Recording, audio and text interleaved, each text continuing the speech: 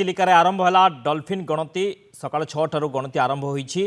दिन 12टा जाए चलो डॉल्फिन गणना आज 22 तारीख जाए 3 दिन धरी गणना चलो चिलिका वन्यप्राणी डिविजन अधीन दुईटी रेंज 18टी टीम नियोजित होती बालुगाँव 10टी टीम सातपड़े 8टी टीम चिलिकार करुँच डॉल्फिन गणना प्रति टीम रे 5 ରୁ 6 जनक समेत 2 जन डंगा चालक रही डॉल्फिन गणति चिलिकार भसा पोल घाट डंगा और टूरिस्ट डंगा चलाचल बंद रही गत वर्ष चिलिकार 159टी इरवाड़ी 15टी हमब्याक डॉल्फिन गणना करा जायथिला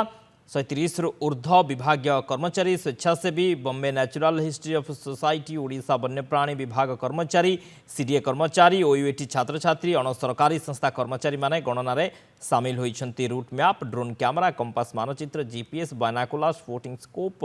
वाकी टकी नोटबुक व्यवहार करा जाई गणना करा जाउछि।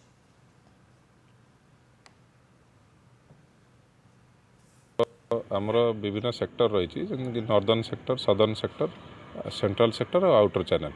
तो सेमती नामकरण कराई विभिन्न सेक्टर गुड़ी को जो सेक्टर रे जति डॉल्फिन प्रोबेबिलिटी रही से अनुसार ग्रुप्स करें नॉर्दर्न सेक्टर में गोटे तेना अन्य सेक्टर गुड़ाक अच्छी जो थे कि अधिका डॉल्फिन देखा जाउछंदी आउटर चैनल रे 7टी माने आमर OC1 OC2 एमती ग्रुप अच्छी तेणु सर्वमोट 18टी ग्रुप होती तो ये 18टी ग्रुप भितर जोटा probability of finding the dolphin जो जो साइट रे अच्छी सेटा ऑलरेडी मैपिंग होगी थाए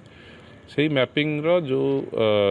स्टार्ट जीपीएस पॉइंट और एंड जीपीएस पॉइंट ताकू देखिकी ही लोक माने गति करथिबे आगो आरो ट्रांजेक्ट पई टेक्निक हैला एथरे डिफरेंट मेंबर अछंती से माने जो जगह रे डॉल्फिन साइट करबे तार लोकेशन नोट करिवे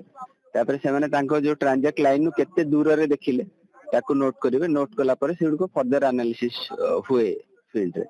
तो एथि प्रति टीम रे पाखापाखि 5 ରୁ 7 जन लोक अछंती तो पाखापाखि 50 ରୁ 60 लोक बर्तन इन्वॉल्व अछंती मल्टीपल एक्टिविटी रे तो से माने जिबे फिक्स ट्रांजेक्ट रे समान टाइम रे सब जगह रे स्टार्ट हबो तार रिकॉर्ड करिकि से माने आनिबे आनला पर हम फर्दर एनालिसिस करबे।